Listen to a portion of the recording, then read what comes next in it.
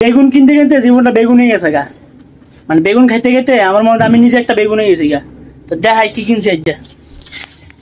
এই যে বেগুন কিনলাম ৬৬ টিয়া, বাংলা ৬৬ টিয়া। এই যে ধনিয়া পাতা বাংলার ১ টিয়া, সরি সৌদির ১ টিয়া, বাংলার ৩৩ টিয়া। পেঁয়াজ ২ টিয়া, মানে ৬৬ টিয়া। সব মিলে মনে ১৫০ টিয়ার বাজার করছি। এই হলো পরিস্থিতি ভাই, জীবনটা বরবাদ হয়ে গেল গা। বেগুন বাইরে গেলেও আমার বেগুন দেয়, ঘরে এলেও আমার বেগুন দেয়, বেগুনে খাওয়ান লাগে শেষ পর্যন্ত। জীবনটা বেগুন বেগুন হয়ে গেছে গা।